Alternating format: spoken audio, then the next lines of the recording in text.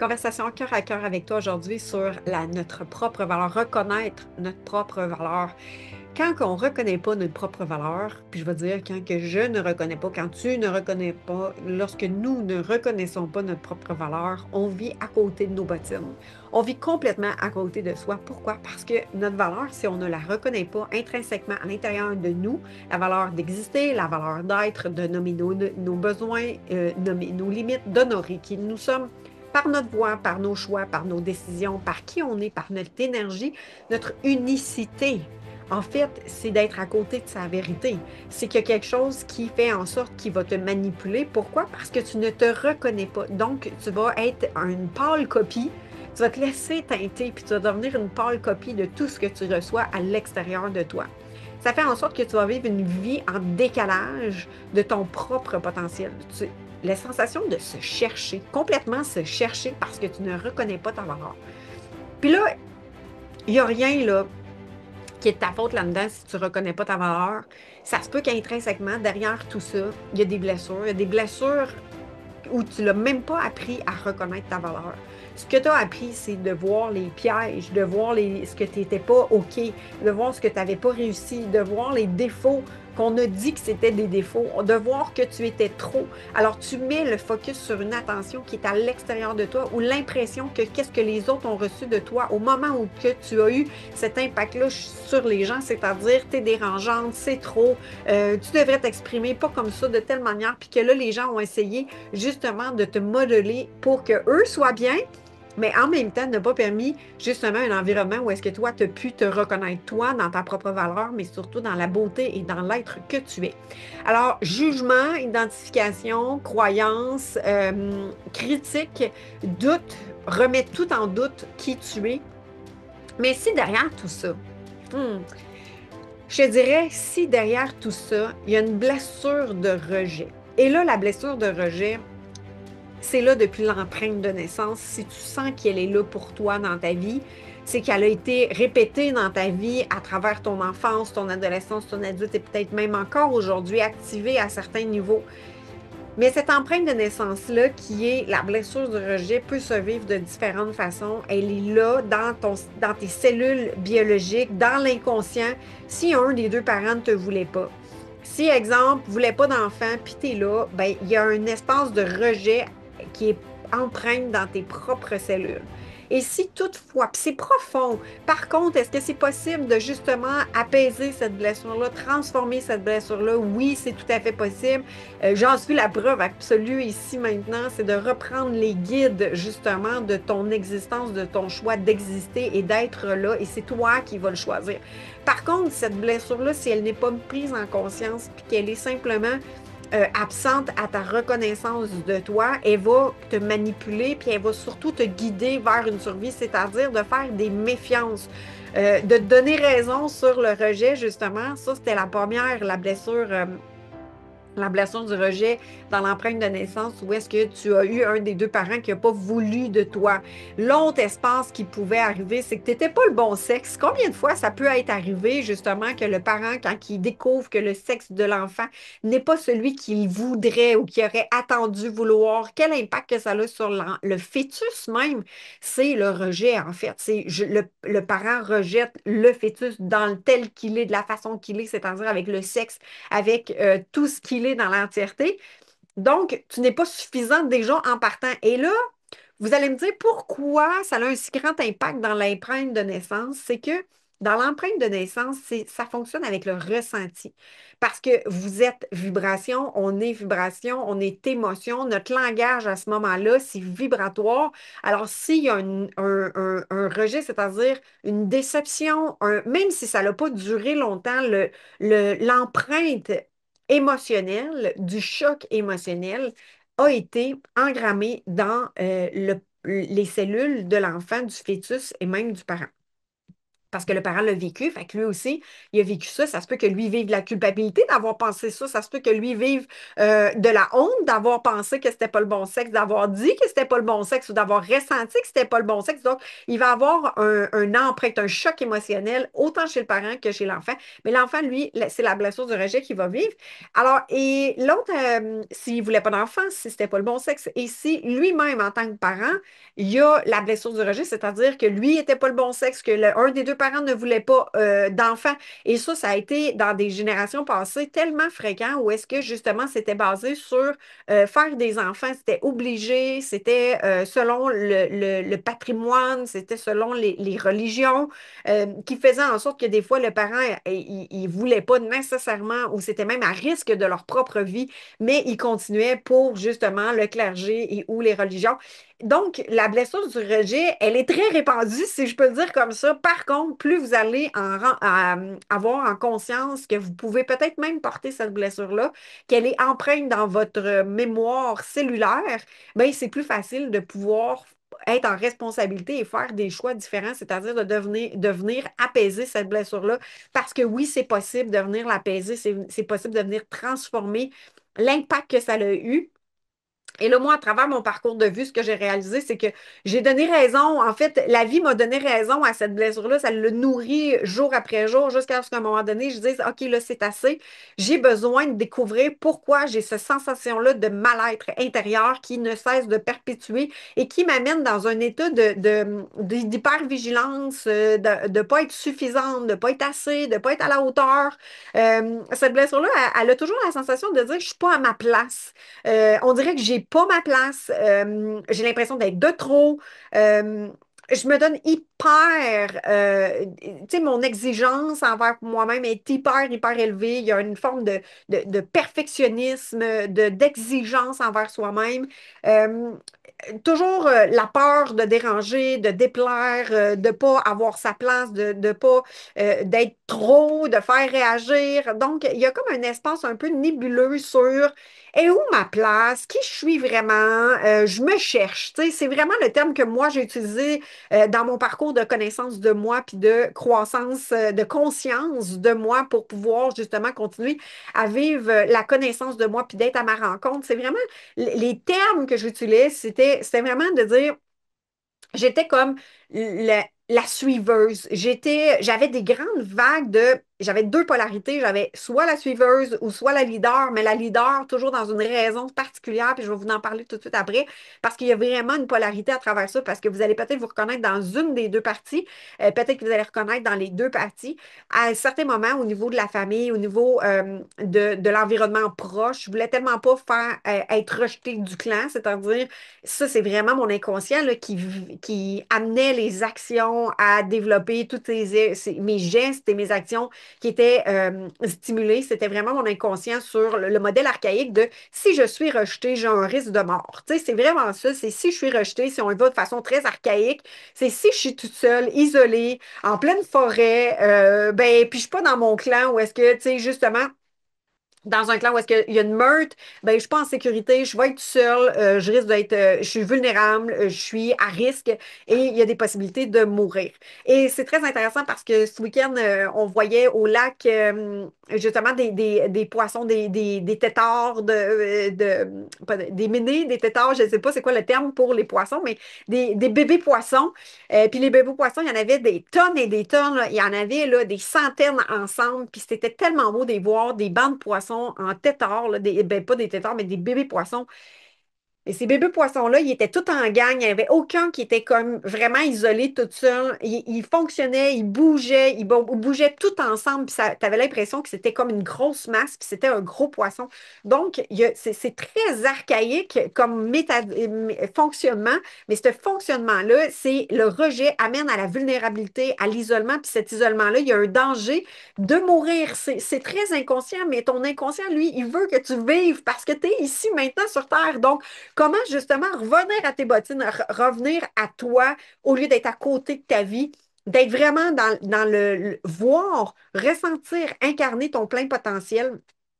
Parce que d'être justement activé dans cette blessure du rejet-là, qui s'active très souvent dans des relations avec les autres, avec les gens, surtout avec les gens, fait en sorte que il y a un conflit intérieur de je vais tout faire pour pas me ramasser tout seul, tout faire pour pas être rejeté. Donc, la critique, c'est difficile. Dans la blessure du rejet, il y a la possibilité justement d'être hyper critique envers soi-même pour être sûr de jamais être rejeté. Donc, l'amour, la voix intérieure, tu sais, l'amour de soi, c'est difficile, c'est jamais assez, c'est jamais suffisant. Il y a une voix qui vient tout le temps saboter, douter, minimiser, dévaloriser.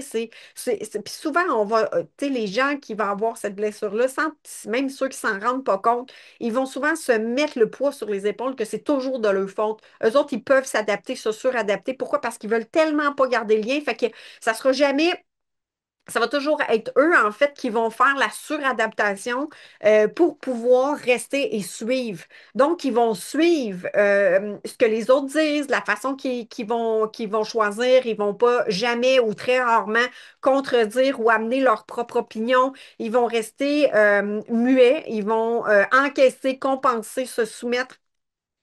Il va avoir de la difficulté à s'aimer sans condition. Il va avoir beaucoup de conditions pour s'aimer soi-même. Je m'aime, mais pas de telle affaire. Ou bien, et même d'être aimé sans condition, ça va être hyper difficile. Ils vont avoir tendance à s'oublier, se rejeter complètement, passer l'autre avant soi. Donc, c'est là que je disais, tu sais, être bon deuxième, tu sais, être super généreux envers les autres, là pour les autres, de développer pour les autres les projets, de l'aide, d'être vraiment présent pour les autres, mais de s'oublier soi. C'est-à-dire même jusqu'à payer le prix en s'oubliant. C'est-à-dire ils vont payer plus que qu'est-ce qu'ils sont capables. Ils vont donner plus de temps que leur disponibilité. Ils ne seront pas capables de mettre leurs limites, nommer leurs besoins. Et là, c'est pas juste j'ai envie d'aller aux toilettes. Puis même ça, tout dépendant comment c'est activé, ça peut aller jusque-là. Mais ça peut aussi être vraiment là, dans la limite, les besoins de j'en ai, tu sais, c'est une sortie où est-ce qu'il y a plusieurs personnes, puis tu as besoin d'aller dehors pour justement aérer, pour créer de l'espace en toi, bouger. Mais non, tu restes à côté de l'autre, puis tu attends que l'autre soit prêt. Tu nommes pas que tu es prête à partir ou que tu as besoin d'aller prendre une marche. Pourquoi? Parce que tu as peur que l'autre personne le prenne mal. Souvent très susceptible de prendre mal, et que l'impression que les gens vont prendre mal les choses, puis que là, évidemment, la susceptibilité d'être un peu soupe au lait, de tout prendre personnel. Besoin énormément d'être rassuré. C'est tellement important d'être rassuré. Et là, tout ce que je vous nomme, c'est si vous vous reconnaissez dans ça, puis je vais amener des pistes parce que quand vous avez besoin d'être rassuré, de vous aimer sans, tu sais, vous aimez, mais avec condition, bien, pour pouvoir justement apaiser cette blessure-là, ça va être de la reconnaître la première étape. Ça va être aussi d'aller découvrir qu'est-ce qui vous amène à activer, qu'est-ce qui active, qui met actif cette blessure-là en vous, qui amène à agir d'une façon, c'est-à-dire de réagir d'une façon où est-ce que cette blessure-là prend toute la place. Il va avoir des grands pics émotionnels, il va avoir de la culpabilité, puis même, tu sais, on va parler même de dépendance affective. Puis il y a une possibilité c'est pas dissociable la dépendance affective avec la blessure du rejet versus découvrir comment marcher le chemin de l'autonomie affective. Et ça, j'en ferai un prochain podcast justement de voir vraiment la différence puis de comment passer, en fait, faire le passage entre la dépendance et vers l'autonomie affective. Souvent, en relation, tu sais, en portant cette blessure du rejet-là, tu sais, qui est dans nos cellules, puis qu'on n'a pas trop pris conscience, parce que, comme je vous dis, j'ai pris conscience de ça tard justement, sur le chemin de ma rencontre.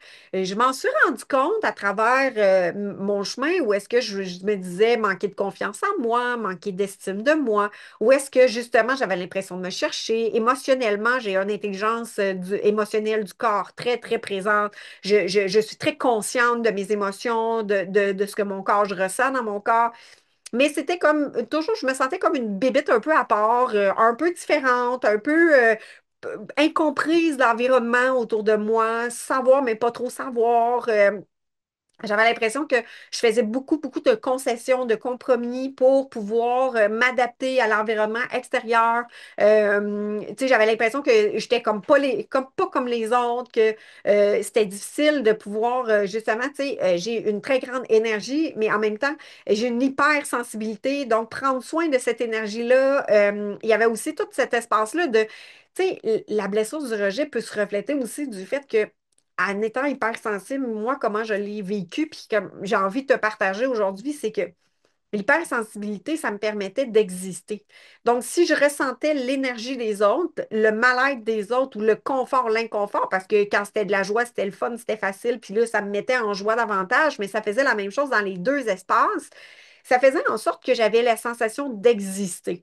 Parce que la blessure du registre, ce que ça l'amène intérieurement, c'est justement de chercher, d'être à côté de soi, qui fait en sorte que tu n'as pas l'impression d'exister pour qui tu es. Donc, j'ai cherché inconsciemment des façons d'exister en réalisant le projet des autres. J'ai été depuis l'âge de 21 ans, donc 20 quelques années, dans la réalisation de projets en design graphique pour les autres entreprises. Donc, j'étais dans la réalisation des projets des autres dans j'ai pas eu de relation stable pendant plusieurs années où est-ce que je valorisais la personne avec moi, puis quand la personne était valorisée, ben à un moment donné, ça clashait. Moi, je me trouvais plus être utile dans la relation, donc je me rejetais avant même que la relation se termine. Donc, c'était souvent, tu sais, à feu de paille, c'est des choses qui étaient, je sabotais, je recommençais tout le temps. J'avais toujours l'impression de recommencer à zéro. C'est comme si mon sensibilité faisait en sorte que je captais tout en dedans de moi comme pour avoir la sensation d'exister, pour avoir la sensation de me ressentir, pour avoir l'impression d'être utile. En fait,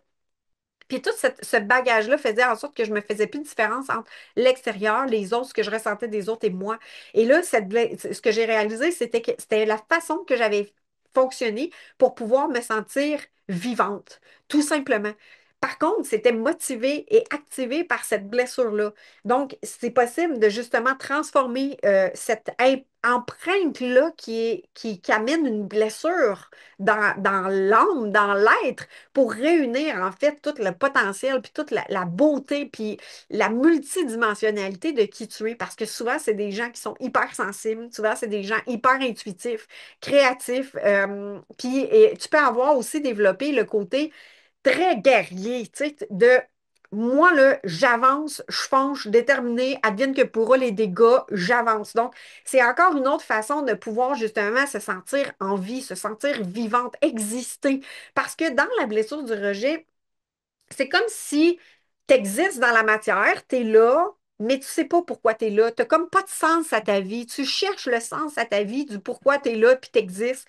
Fait qu'il y a comme toujours un espace de nuage un peu et c'est le fun, mais c'est pas tout à fait ça. J'aime ça, mais c'est pas tout à fait ça. Donc, il y a vraiment un espace un peu je te dirais comme un trou noir, si je peux dire comme ça, qui amène une quête puis une recherche de se découvrir, mais de ne pas être bien. Donc, il y a possibilité de glisser dans des dépendances pour ressentir son corps puis se sentir plus vivante puis exister. Dépendance d'alcool, de drogue, de sexe, de compulsion, d'achat compulsif et tout autre entraînement même. Il y en a qui ont des dépendances dans l'entraînement, c'est-à-dire physique, pour ressentir leur corps. Oui, ça amène de l'adrénaline, ça amène du plaisir. Donc, j'ai la sensation d'exister, d'être vivante, de sentir mes muscles, de sentir mon corps physique. Donc, il y a comme une dépendance vers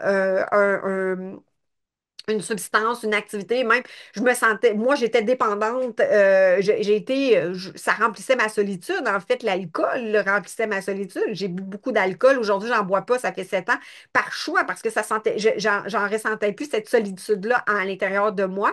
Il y a même le workaholic, travailler, travailler, travailler, donc je cherchais ma valeur dans travailler. Pourquoi? Parce que je la reconnaissais pas, moi, la valeur de qui je suis, donc ne pas reconnaître sa propre valeur est aussi un signe que il y a une déconnexion de soi, puis ça peut être une des espaces qui peut activer ça, c'est-à-dire l'empreinte de naissance avec justement la blessure du rejet.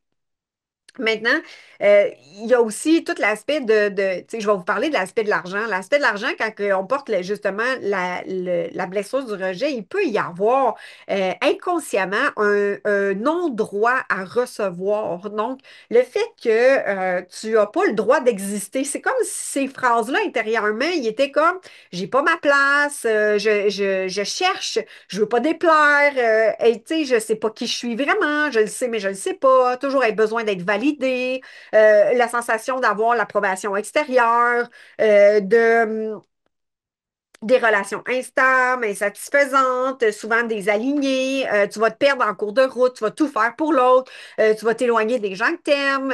Tu sais, ta famille, tu vas tenir loin parce que justement, tu as tout mis ton attention sur la personne relationnelle avec qui tu es ou ton travail. Tu sais, souvent, on va rencontrer des gens qui disent, ah, elle est en amour, on la voit pas. Ou bien, puis quand elle n'est pas, elle revient. Puis quand elle est en amour, elle part. Moi, j'étais du genre à être comme ça, que quand que j'étais en amour, ben, on me voyait pas souvent. Mais je vivais tellement de choses inconfortables à l'intérieur de moi que je vivais l'isolement, puis que je vivais vraiment justement le rejet. Je me rejetais justement des gens qui pouvaient voir comment je me sentais, qui fait en sorte que je m'isolais. Fait que de ne pas reconnaître sa valeur peut aussi amener à se manipuler soi-même dans des relations qui vont nous amener à être toutes là pour l'autre en n'existant pas. Donc, tu deviens la blonde, tu sais, dans mon cas, c'est je devenais la blonde de, je devenais aussi la créatrice d'un projet, mais tu sais, moi, en tant qu'être, j'existais pas. J'étais pas. C'est comme si j'étais un hologramme. J'étais là, mais j'étais pas là. C'est comme un caméléon, tu sais, il est là, mais on le voit pas. Donc, j'avais pas la sensation d'habiter mon corps, d'exister. Donc, le non-droit d'exister, j'ai pas le droit d'exister, je sais pas pourquoi j'existe, je suis bonne, mais pas vraiment. Tu sais, ne pas reconnaître vraiment sa valeur, ça amène tous ces questionnements-là. Puis ça l'amène aussi tout cet espace de non-recevoir. J'ai pas le droit de recevoir ni de l'argent, ni des compliments. Tu sais, oh, je banalise. J'ai toujours l'impression de jamais en avoir fait assez et suffisant. Pourquoi? Pour exister, pour être reconnue, parce que moi-même, je me reconnais pas. Parce qu'intrinsèquement, ici, il y a comme un trou vide de ouais, mais je suis qui, moi? J'ai-tu vraiment le droit d'être là? On m'a-tu vraiment voulu? Tu sais, j'étais-tu vraiment dans un espace d'accueil quand tu sais puis là je dis ça dans l'empreinte de naissance puis là ça n'a rien à voir avec tu sais peut-être que vous allez entendre ça puis là vous allez dire hey moi j'ai eu un enfant puis j'avais pas mais c'est possible d'aimer l'enfant aujourd'hui mais d'aller découvrir qu'est-ce que vous vivez pour que vous puissiez vous transformer qu'est-ce qui se passe à l'intérieur de vous qui va donner un impact puis un rayonnement différent aussi sur les gens autour de vous. Maintenant, la difficulté de se sentir digne d'abondance. Donc, si je ne me sens pas complètement avoir le droit d'exister, comment est-ce que je peux recevoir vraiment l'abondance, le recevoir? Puis, fait que là, donc, ça m'amenait, puis ça, c'est vraiment le schéma que j'ai rencontré, c'est des pics, là, c'est des dents de scie de je reçois des projets, des clients, de l'abondance, je reçois, puis tout s'écroule. Donc, peu de temps après, zéro, plus rien. Donc, silence radio, il n'y a plus rien. Fait que c'est comme si la continuité d'être dans un flot d'abondance, d'exister, de prospérité, c'était pas possible parce que cette blessure-là était toujours omniprésente à l'intérieur de moi. Donc, la clé là-dedans, c'est vraiment d'en prendre conscience, de l'accueillir et de faire un chemin de reconnaissance de toi et de reprendre les guides envers soi-même. Donc, c'est tout un chemin, c'est un parcours, c'est un chemin initiatique par contre, ça change une vie. Ça fait, je vous dis, là, j'avais l'impression que depuis toujours, je cherchais ma place. Et j'ai une sœur aînée, puis cette sœur aînée-là, elle avait, elle, les guides en avant. Puis moi, ce que je faisais, c'est, avec tout ce que j'ai découvert de qui j'étais, c'est que vu que je ne reconnaissais pas ma valeur, ben, je suivais. C'était facile pour pas avoir justement de sanctions, de réactions, de possibilités de contredire, puis que ça fonctionne pas, puis qu'il y ait un conflit, ben, je suivais. Je fermais ma boîte, puis je suivais. Mais tout ça, j'ai compris pourquoi je l'ai fait. J'ai compris pourquoi j'avais un fonctionnement comme celui-là. Et plus vous allez reconnaître qui vous êtes dans votre sensibilité, dans vos dons, vos capacités, tu sais, vous avez développé clairement des sens hyper développés. C'est comme une personne qu'il manque un membre ou bien qu'il y a un des sens qui est absent, c'est-à-dire qu'il n'y a pas la vue ou qu'il n'y a pas l'ouïe ou qu'il n'y a pas le goûter, il va développer complètement une puissance dans un autre sens. Donc, si, exemple, j'ai pas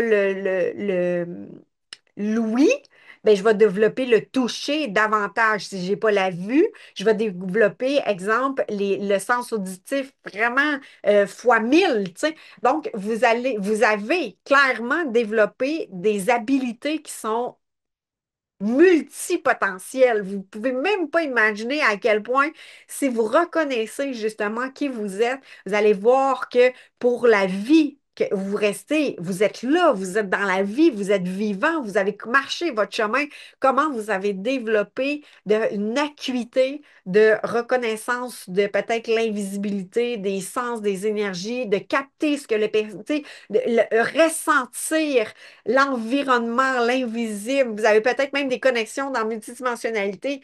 Euh, vous entendez peut-être les arbres dans leurs vibrations, vous entendez peut-être les animaux parler. Il y a plein de sens qui se sont développés. Et je ne dis pas que vous portez tous la blessure du registre, c'est pas ça. C'est juste de découvrir qu'est-ce que vous reconnaissez dans qui vous êtes puis cette blessure-là, ça n'est pas un drame, ça n'est pas une maladie, ça n'est pas... il s'agit juste de la reconnaître, d'être en connexion avec soi et de prendre les guides de ta vie, de choisir à partir de maintenant. Parce que si tu es là, c'est que tu as un courage, tu as une détermination, tu as vraiment une fougue intérieure, puis c'est de découvrir justement comment tu reprends les guides de ta vie plutôt que de subir cette empreinte-là qui, pour moi, a été en conscience dans l'empreinte de naissance et même portée dans le transgénérationnel. Un sentiment d'illégitimité, c'est je suis qui moi pour? Tu sais, c'est une question que tu t'es déjà demandé, tu sais, je suis qui moi pour faire ça? Ou bien je suis qui moi, tu sais, pour qu'il me fasse confiance? Ben voyons donc, aimes-tu vraiment cette personne-là? Ben voyons, tu sais, pourquoi qu'elle m'aimerait? Tu sais, ben pour moi, c'est normal de faire ça. Puis là, tu banalises vraiment l'aide que tu peux apporter ou le sourire ou l'écoute que tu as eu envers quelqu'un. Puis tu sais, là, je dis pas juste au niveau du travail, mais aussi en relation avec les gens autour de toi. Puis là, tu te dis, hey, tu sais, il y a quelqu'un qui fait comme, hey, ça a changé ma vie, le fait que tu m'as écouté aujourd'hui, ou bien juste le sourire que tu m'as apporté aujourd'hui, ou l'attention, ou l'appel que tu as fait avec moi, là, ça m'a fait tellement de bien. Puis là, la personne, elle répond, ouais, je suis qui, moi? Tu sais, je dis, voyons, tu sais, il n'y a rien là. Donc, de ne pas reconnaître qui tu es, c'est aussi, ça va te bloquer aussi de recevoir, en fait, ce que tu apportes comme bienfait ou comme apaisement envers les gens autour de vous. Ça peut t'amener à tourner en rond, avoir le fait que tu procrastines parce que tu doutes. Donc, il y a tout l'aspect de vu que je doute, je remets en question. Donc, ma voix intérieure, moi, là, je l'ai mis là, dans une cloche à gâteau, là, puis je l'avais là, tellement sabotée, je l'ai remis en doute, je l'ai mis en questionnement encore, qui a fait en sorte que mes projets avançaient pas. Donc, je pouvais pas, tu sais, c'était comme inconscient, mais mon inconscient faisait en sorte pour rester le plus low profile possible, le plus effacé possible, le plus invisible possible, parce que intérieurement, notre objectif, c'est d'être toujours au rejet, on n'est pas le bon sexe, on n'est pas voulu dans la mémoire d'un des deux parents ou un des parents vit ça, fait qu'on continue la perpétuité. Et là, ce que ça crée, c'est un genre de rayonnement de je peux, mais je peux pas. Je veux, là, je veux vraiment, là, mais c'est pas possible. Pourquoi? Parce que le rejet fait en sorte que faut pas que je sois trop visible. Faut pas que je sois trop visible, faut pas que je sois trop impactante, faut pas que je prenne trop de place. Ça risque de déranger, donc possibilité d'être vraiment rejeté. Donc, tu te rejettes pour ne pas être rejeté.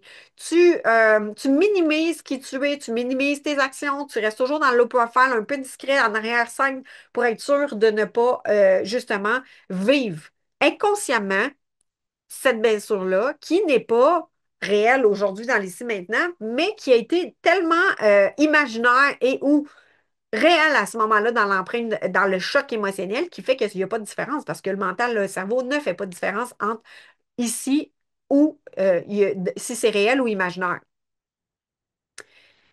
L'auto-sabotage, c'est dès qu'on commence à avancer dans une expansion, dans un rayonnement. Moi, j'ai vu ça tellement souvent dans mon chemin de vie. Dès que ça commence à bien aller, pouf, il faut qu'arrive quelque chose qui me met les bâtons dans les roues. C'est inconscient, mais ça arrivait à tout coup. Dès que j'étais partie sur un envolé, il y a un ancrage qui faisait en sorte que, vous, tu sais, vraiment là, c'est, tu t'envoles, là, mais tu n'avais pas vu qu'il y avait encore une corde attachée, là. Puis là, Mané, tu arrives au bout, tu fais comme OK. Fait que là, tu redescends. Donc, c'est un peu comme l'image que j'ai envie de vous dire, c'est le petit éléphant qui est attaché, un bébé éléphant qui est attaché à une chaise, puis que ce bébé éléphant-là qui est attaché à une chaise qui est bolletée au sol, que lui, il a la sensation d'être attaché. Fait que, tu sais, lui, il dit, ben, je peux pas m'en aller plus loin. Fait que là, il tourne autour de sa chaise. Puis lui, il grossit, prend de la place, tu sais, il grandit, il devient un éléphant mature. Puis, tu sais, on s'entend que l'éléphant pourrait complètement enlever la chaise, mais ce que ça crée comme ancrage, c'est des croyances, c'est des conditionnements qui font en sorte que tu as une illusion d'être vraiment pris parce que l'éléphant, il reste dans son rayon dans lequel il a été habitué parce que c'était sécuritaire. Fait que ça crée des environnements d'illusion sécuritaire, mais très limitants, très limitatifs. Donc, c'est possible de se libérer de ça, puis justement d'apaiser, oui, de se libérer et surtout d'apaiser ces parties-là en soi.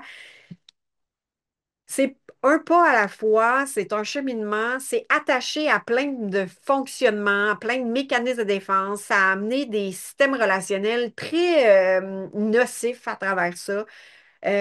Puis, de l'autre côté, ça a développé des forces, puis des habiletés, puis du courage, puis de la détermination extraordinaire avec certains retenus.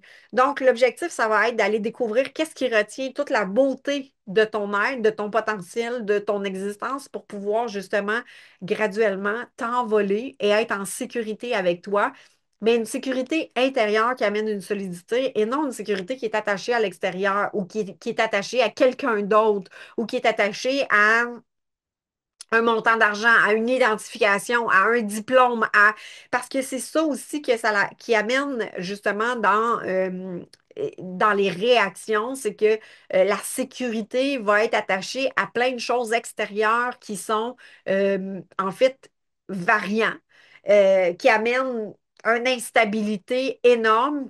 Puis dans la sensation de c'est jamais assez. Donc, imaginez un diplôme de plus, une formation de plus, cette relation-là, ça ne marche pas, fait que c'est à cause de moi, fait que moi, je vais m'en aller. Donc, tu sais, il y a tout le temps des accusations envers soi-même, il y a toujours le rejet de soi pour ne pas être rejeté des autres. Alors, l'objectif, ça va être de cesser de se rejeter soi, donc de s'accueillir soi, de revenir à reconnaître qui tu es. Et là, c'est un chemin de libération des croyances, libération des conditionnements, des paradigmes, des schémas, dans lesquels des habitudes, dans lesquelles des habitudes de pensée, des belles habitudes de nommer des choses pour pouvoir graduellement justement t'en libérer pour en créer des nouvelles et surtout de revenir à amener dans ton inconscient une sécurité, donc de parler à cet inconscient-là pour qu'il puisse justement relâcher, de dire, OK, je n'ai plus besoin de maintenir en place l'activation de la prévention de cette blessure-là, je peux continuer à avancer en toute sécurité qui vise justement à transformer tous ces filtres-là qui ont distorsionné la réalité, parce qu'il y a plein d'histoires qui sont racontées à l'intérieur de soi-même pour maintenir tout ce schéma-là en place.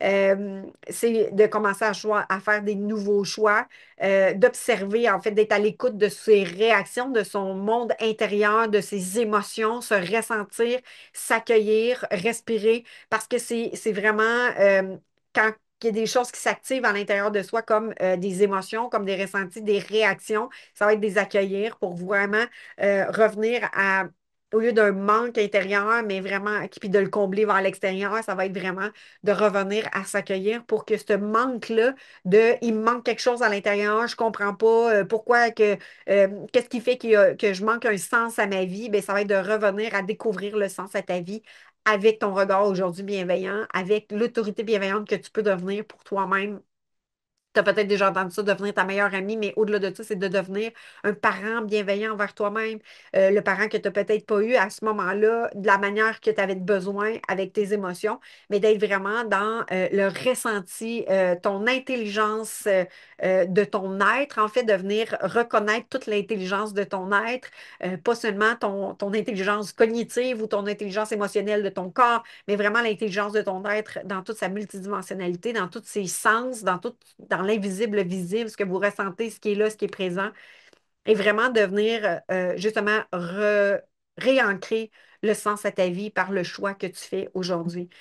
Donc, au lieu d'avoir le regard tourné vers l'extérieur, puis des attentes dans le monde extérieur, ça va être vraiment d'enlever la pression, de devoir chercher le pourquoi tu es là, puis chercher ta place, mais de revenir à reconnaître qui tu es dans la beauté puis l'être extraordinaire que tu es, comme les gens peuvent voir de toi, mais que souvent toi-même tu ne vois pas. Donc, reconnaître qui tu es, que tu n'es plus le rejet de toi-même, puis tu n'es plus obligé de répondre à ce programme-là de rejet, mais que c'est toi qui vas choisir. Est-ce que ça va rester un espace sensible en toi? Peut-être, mais c'est possible que tu puisses l'apaiser quand il s'active pour revenir justement en accueil de toi-même, puis de faire des nouveaux choix, d'être le bienveillant envers toi-même. Voir que ta valeur, elle est non négociable, donc elle est intrinsèque, elle est là, elle est présente, c'est de voir à tes yeux qui tu es et de sortir justement de la négociation de ah ben OK, si c'est pas ça, c'est pas grave, je vais être comme ça d'abord. Fait que là, tu sais, comment tu peux t'être changé, toi, pour t'adapter à ce que tout le monde soit correct autour de toi. Puis ce que tu n'as pas dit, ce que tu as refoulé, ce qui n'a pas été nommé parce que tu avais peur que les autres réagissent, parce que tu as l'impression que ça va activer les autres, donc tu te sens responsable de ce que les autres vivent.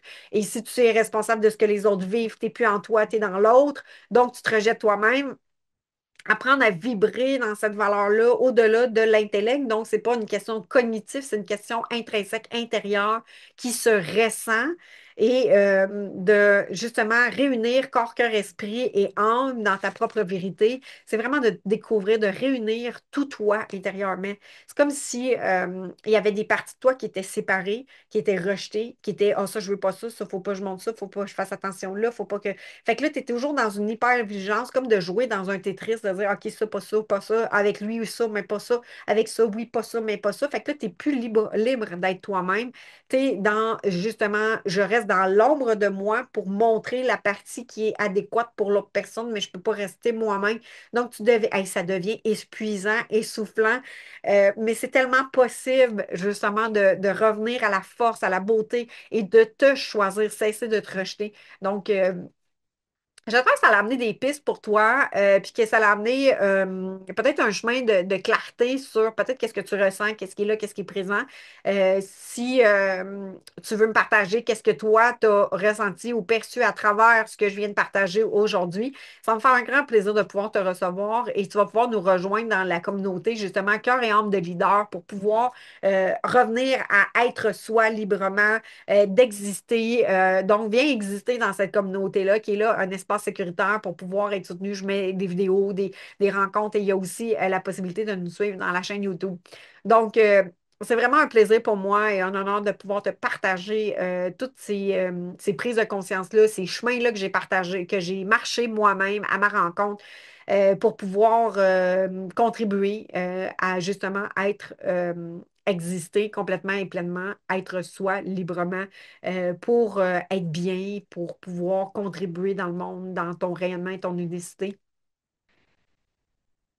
Dans le prochain épisode, je vais te parler de dépendance affective et d'autonomie affective. Donc, je te retrouve la semaine prochaine avec cet épisode qui va être riche en partage et en expérience. C'est un honneur pour moi d'avoir partagé ce moment cœur à cœur avec toi. J'espère que ces réflexions, ces partages t'ont inspiré et avancé avec plus de confiance vers ton épanouissement et ta liberté d'être toi. Rappelle-toi que chaque pas que tu fais vers ta réalisation, ta pleine réalisation, est un miracle en soi. Pour poursuivre ton chemin, je t'invite à rejoindre la communauté Cœur et âme de leaders. Des leaders de cœur et d'impact, c'est un espace dédié pour toi. des espaces d'échange, de soutien, de masterclass pour poursuivre son chemin à ta rencontre, dédié à toutes les personnes qui aspirent et qui sont déterminées à vivre leur ascension avec authenticité et puissance. Si tu as des questions dans ton cheminement ou que tu cherches un accompagnement dans ton processus d'ascension, c'est une joie pour moi de t'encourager à m'écrire directement via le lien dans la description. Ensemble, avançons vers ta transformation. Je suis remplie de gratitude de ton écoute. Et je tiens à te partager que tu as mon soutien de cœur dans ton cheminement. Je te dis à très bientôt dans une nouvelle conversation cœur à cœur dans le miracle de ton Odyssée.